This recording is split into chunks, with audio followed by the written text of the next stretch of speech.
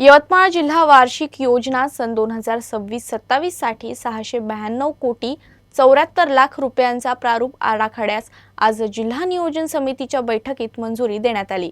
सर्वसाधारण आदिवासी उपाय योजना आणि अनुसूचित जाती उपाय योजना तीनही योजनांकरिता निधी मंजूर करण्यात आला।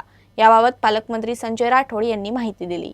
सन 2026-27 साठी जिल्हा वार्षिक योजना, आदिवासी उपयोजना आणि अनुसूचित जाती उपयोजना अशा तीनही योजनेसाठी एकूण 692 कोटी 73 लाख रुपयांचा प्रारूप आराखड्यास जिल्हा नियोजन समितीच्या बैठकीत मंजुरी देण्यात आली आहे। पालकमंत्री संजय राठोड यांच्या अध्यक्षतेखाली जिल्हाधिकारी कार्यालयात ही बैठक पार पडली। या आराखड्यात सर्वसाधारण योजनेसाठी 471 कोटी 58 लाख, आदिवासी उपाययोजनेसाठी 137 कोटी 16 लाख तर अनुसूचित जाती उपाययोजनासाठी 84 कोटी रुपयांची तरतूद करण्यात आली आहे। मागील आर्थिक वर्षातील खर्चाचा आढावा घेत पालकमंत्र्यांनी वितरित निधीचा 100% खर्च करण्याचे निर्देश दिले। शेतकरी हा शासन प्रशासनाचा केंद्रबिंदू असून शेतकरी आत्महत्या रोखण्यासाठी आणि त्यांना आर्थिकदृष्ट्या सक्षम करण्यासाठी दीर्घकालीन उपाययोजना राबवल्या जात असल्याचंही पालकमंत्री संजय राठोड यांनी यावेळी स्पष्ट केलं।